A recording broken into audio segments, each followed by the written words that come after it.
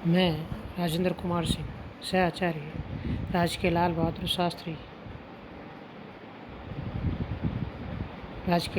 शास्त्री महाविद्यालय कोटपुतली, जयपुर। आज हम बीए पार्ट सेकंड के फर्स्ट पेपर में स्विट्ज़रलैंड के संविधान में प्रत्यक्ष प्रजातंत्र की चर्चा करेंगे, जिसमें हमने कल प्रत्यक्ष प्रजातंत्र के जनमत संग्रह और आरंभक के बारे में चर्चा की थी। आज हम आरंभक में आंशिक संशोधन और पूर्ण संशोधन, आरंभक के गुण और दोष, और जनमत संग्रह और आरंभक का क्रियात्मक रूप आदि पर चर्चा करेंगे। आरंभक का आंशिक संशोधन संविधान के किसी एक अंश आदि में संशोधन आंशिक संशोधन कहलाता है। जनता इसका आरंभ दो प्रकार से कर सकती है: संशोधन प्रस्ताव का पूरा प्रारूप तैयार करके, संशोधन की मोटी रूपरेखा तैयार करके। यदि 1,00,000 मतदाताओं ने संशोधन प्रस्ताव का पूरा प्रारूप तैयार करके दिया है और उस पर दोनों सदन संघीय संसद के सहमत है तो प्रस्ताव पर जनमत संग्रह किया जाता है। और यदि वह तैयार नहीं है तो जनमत संग्रह द्वारा संशोधन पर स्वीकृति लेने से पूर्व उस पर जनता की सहमति लेनी होती है। यदि संशोधन के प्रस्ताव की केवल मोटी रूपरेखा ही प्रस्तुत की गई है तथा संघीय संसद के दोनों सदन उससे सहमत नहीं है तो जनमत संग्रह द्वारा उस पर जनता की सहमति ली जाती है और जनता द्वारा समर्थन मिलने पर संघीय संसद उसका प्रारूप बनाती है और फिर उस पर जनमत संग्रह लेती है।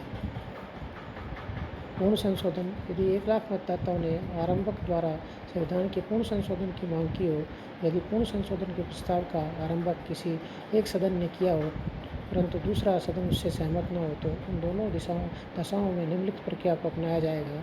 प्रस्तावित संशोधन सर्वसाधारण के जनमत संग्रह के लिए प्रस्तुत किया जाएगा कि संशोधन की आवश्यकता है अथवा नहीं। सर्वसाधारण द्वारा स्वीकृत होने पर संघीय विधानमंडल का पुनर्निर्वाचन होगा। वहाँ कैंटोनों के बहुमत की स्वीकृति की आवश्यकता नहीं होगी।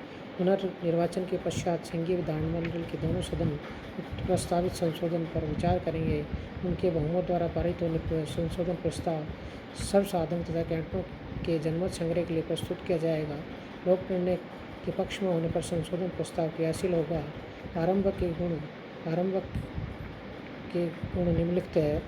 आरंभक द्वारा जनता विधायकों को आवश्यक विधियों को पारित करने के लिए विवश करती है जिनकी वह अपेक्षा कर रही हो। आरंभक द्वारा कभी कभी जनता उत्कृष्ट योजनाएं प्रस्तुत कर सकती है। आरंभक द्वारा विधायिका अपने कर्तव्यों के प्रति सजग रहती है। आरंभक विधायिका की मूल भूलों का उपचार है। आरंभक के दोष निम्नलिखित है: जनता में विधेयक का प्रारूप तैयार करने की योग्यता नहीं होती, अतः आरंभक के द्वारा जो संशोधन या विधियाँ निर्मित होती है वह जटिल एवं दोषपूर्ण होगी। आरंभक की प्रथा से पेशेवर राजनीतिज्ञों का महत्व बढ़ जाता है। उन्हें जनता को भड़काने तथा गलत रास्ता बतलाने का अवसर मिल जाता है। आरंभक की विधि अत्यंत विलंबकारी एवं खर्चीली होती है। जनमत संग्रह तथा आरंभक का क्रियात्मक रूप: सन 1848 से 1952 तक 104 बार संवैधानिक संशोधन के संबंध में मतदान हुए। इनमें संघीय सभा द्वारा प्रस्तावित 61 प्रस्तावों पर अनिवार्य जनमत संग्रह हुआ, जिनमें 43 प्रस्तावों को जनता ने स्वीकृत किया और 18 को अस्वीकृत। 43 प्रस्ताव जनता द्वारा आरंभ किए गए, जिनमें 23 अस्वीकृत किए गए और 10 स्वीकृत किए गए। सन 1880 और 1935 के संविधान के पूर्ण संशोधन की मांग की गई। 1874 से 1954 तक स्विस संघीय सभा ने 500 से अधिक विधियों का निर्माण किया, जिनमें केवल 63 विधियों और जनमत संग्रह की मांग की। इनमें से 23 विधियाँ जनमत संग्रह द्वारा स्वीकार की गई और 40 विधियाँ अस्वीकार। 1971 से 1999 के बीच 74 आरंभक मतदान के लिए रखे गए, केवल 5 स्वीकृत हुए। 1947 में ऐसे आरंभक पर 80% मतदान होता था तो 1999 में मतदान 40% रह गया। सिगफ्रॉड के अनुसार यहाँ लोकतंत्र प्रत्यक्ष ही रहता है और अपनी शक्तियाँ सौंपते समय स्विस जनता उन्हें त्याग नहीं देती। यह लोक निर्णय के द्वारा अंतिम शब्द और आरंभक की प्रक्रिया के द्वारा शायद प्रथम शब्द कहने का अधिकार सदैव अपने पास ही रखती है।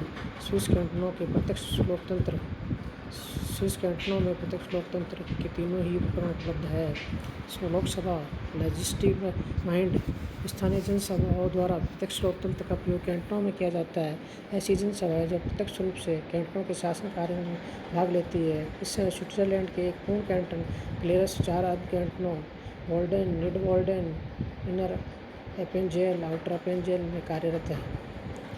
इन जनसभाओं का रूप स्वतंत्र नागरिकों की राजनीतिक सभाओं का होता है, जो प्रतिवर्ष निर्वाचित अध्यक्ष की अध्यक्षता में खुल्लेम होती है। प्रत्येक वयस्क पुरुष नागरिक को जनसभा में बैठने में भाग लेने, बोलने, मत देने का अधिकार होता है। पूरे समाज की राजनीतिक सत्ता इस सभा में निहित रहती है और वह पूर्ण संपन्न होती है। वह कानून बनाती है तथा कानूनों का पुष्टिकरण करती है। वह अनेक उपयोगी प्रस्ताव पारित करती है तथा वित्त अन्य सार्वजनिक कार्यों के विषय में महत्वपूर्ण निर्णय करती है। इन जनसभाओं की शक्तियाँ, उनके अधिकार अलग अलग कैंटनों में अलग अलग होते हैं, फिर भी सामान्यतः ये निम्न कार्य करती है: संविधान का पूर्ण व आंशिक संशोधन, कानूनों का निर्माण, कर निर्धारण, ऋण लेना, अनुदानों को स्वीकार करना, नए पदों की स्वीकृति, कार्यपालिका न्यायाधीशों का निर्वाचन। जनसभाओं वाले कैंटनों में प्रत्यक्ष लोकतंत्र को देखते हुए लॉर्ड ने कहा है, वहाँ का लोकतंत्र वस्तुतः उस प्रकार का लोकतंत्र है जिसे रूसो व अन्य राजनीतिक विचारों ने वास्तविक लोकतंत्र माना है। जनमत संग्रह: सभी कैंटनों में संविधान के संशोधन के लिए जनमत संग्रह अनिवार्य है और इसकी व्यवस्था संघीय संविधान के अनुच्छेद 142 में की गई है। ऐच्छिक जनमत संग्रह की व्यवस्था साधारण विद्रोह के लिए भी 9 कैंटनों और एक अर्ध कैंटन में की गई है। यहाँ पर मतदाताओं की निश्चित संख्या कैंटन की काउंसिल उसकी कुछ थोड़ी सी संख्या कानूनों पर जनमत संग्रह की मांग कर सकती है। शेष कैंटनों में जनसभाओं की प्रथा है। हाँ, इस कारण से जनमत संग्रह की कोई आवश्यकता नहीं है। आरंभक: जेनेवा के अतिरिक्त सभी स्विस कैंटनों में संविधान में संशोधन कानून बनवाने के लिए आरंभक की व्यवस्था है। जेनेवा में केवल संविधान संशोधन के लिए ही आरंभक है। अलग अलग कैंटनों में कानून बनवाने, संविधान में संशोधन कराने के लिए भिन्न भिन्न नागरिकों की संख्या आवश्यक है। उदाहरण के लिए बर्न में संवैधानिक आरंभक को 15,000 तथा विधि संबंधी आरंभ को 12,000 मतदाता प्रस्तुत कर सकते हैं। कई अन्य कैंटनों में संविधान संशोधन के लिए तथा साधारण कानूनों को बनवाने के लिए मतदाताओं की एक जैसी संख्या चाहिए। जैसे वार्ड और फ्राइबर्ग कैंटनों में दोनों प्रकार के आरंभक के लिए 6,000 मतदाताओं की आवश्यकता है। प्रत्यक्ष लोकतंत्र के समर्थन में तर्क: प्रत्यक्ष लोकतंत्र के माध्यम से सरकार द्वारा लोकमत के बीच पूर्ण समन्वय रहता है। यदि जनमत संग्रह ढाल का कार्य करता है तो आरंभक तलवार का प्रत्येक एक दूसरे के पूरक है। प्रत्यक्ष लोकतंत्र के उपकरणों से कार्यपालिका और विधानमंडलों पर वास्तविक लोक नियंत्रण रहता है तथा संवैधानिक विरोध और संतुलन की आवश्यकता नहीं रह जाती। इसके समर्थन में निम्नलिखित तर्क दिए जा सकते हैं। लोकतंत्र का विशुद्धतम रूप: लोकतंत्र का सबसे शुद्ध और श्रेष्ठ प्रत्यक्ष लोकतंत्र है। किसी भी देश में प्रत्यक्ष लोकतंत्र होना एक वरदान है। यह प्रत्यक्ष लोकतंत्र इसलिए तो अपनाया जाता है कि वर्तमान में प्रत्यक्ष लोकतंत्र संभव नहीं है। सरकार के उत्तरदायित्व में वृद्धि: प्रत्यक्ष लोकतंत्र का जो रूप होता है उसके कारण सरकार जनता का ध्यान रखने वाली और उसके प्रति उत्तरदायी बनी रहती है। वह अपनी शक्ति का दुरुपयोग नहीं कर सकती क्योंकि वह जानती है कि उसके कार्यों पर जनता अपनी प्रतिक्रिया जनमत संग्रह द्वारा उसके प्रतिकूल व्यक्त कर सकती है। अतः वह ये जानती है कि यदि वह जनता की आवश्यकताओं के प्रति लगातार उदासीन रहेगी तो जनता आरंभक द्वारा उसे करने के लिए बाध्य कर देगी जो वह कराना चाहेगा। नंबर 3, राजनीतिक प्रशिक्षण: प्रत्यक्ष लोकतंत्र राजनीतिक शिक्षा का सर्वश्रेष्ठ साधन है। सभी नागरिक देश के शासन उसके कार्यों में रुचि लेते हैं। वे सार्वजनिक विषयों पर विचार विमर्श वाद विवाद करते हैं। वे सभी महत्वपूर्ण विषयों पर असंभव जानकारी उपलब्ध करते हैं ताकि वे योग्यतापूर्वक जनमत संग्रह और आरंभक के अधिकारों का उपभोग कर सके। नागरिक स्वाभिमान की भावना जागृत होना: प्रत्यक्ष लोकतंत्र नागरिकों के अंदर आत्मगौरव और स्वाभिमान की भावना जागृत करता है। नागरिक समझते हैं कि वे भी शासन में महत्वपूर्ण है। कुबली के शब्दों में प्रत्येक स्विस नागरिक यह अनुभव करता है कि वह और उसके देशवासी इस रास्ते में राज्य है और यह सामुदायिक भावना ही संघ की वास्तविक शक्ति है। विधेयता की निरंकुशता पर अंकुश: जनमत संग्रह का एक लाभ यह है कि इसमें स्विस विधायिका निरंकुश नहीं बन सकती। वह जानती है कि विधि निर्माण के क्षेत्र में वह कोई अंतिम संस्था नहीं है। उसके द्वारा निर्मित कानून रद्द किए जा सकते हैं। स्विट्जरलैंड में तो यह इसलिए भी है आवश्यक है क्योंकि वहाँ संघीय संसद द्वारा बनाए हुए कानूनों को न तो संघीय सरकार ही वीटो कर सकती है, न ही संघीय सर्वोच्च न्यायालय उसे अवैध घोषित कर सकती है। दोहरा लाभ: जनमत संग्रह जनता के विरुद्ध विधानमंडल की निरंकुशता रोकने का कार्य करता है। आरंभक विधानमंडल की भूलों का उपचार करती है। प्रत्यक्ष लोकतंत्र के विरोध में तर्क: प्रत्यक्ष लोकतंत्र शासन में राज्य की नीतियाँ लोकप्रिय भावनाओं, व्यक्तिगत कुप्रथाओं का शिकार बन सकती है क्योंकि जनता भावना के उद्वेग में बहती है। उसे विवेक की समतल भूमि पर चलने की आदत नहीं होती है।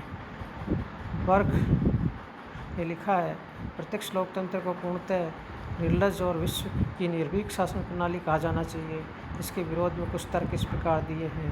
व्यवस्थापिका का पूर्ण स्थान होना: प्रत्यक्ष लोकतंत्र की व्यवस्था से व्यवस्थापिका के सम्मान और उत्तरदायित्व की भावना को धक्का लगता है। व्यवस्थापिका का स्थान गौण हो जाता है, वह प्रभुसत्तावान नहीं रहती। अतः एक ओर वह अपने अस्तित्व को ही नहीं समझती तो दूसरी ओर वह लापरवाह बनती है। जनमत संग्रह की तलवार सदैव उसके ऊपर लटकती रहती है, अतः वह साहसपूर्वक अपना कार्य नहीं कर सकती। उसका दृष्टिकोण यह बन जाता है कि जनता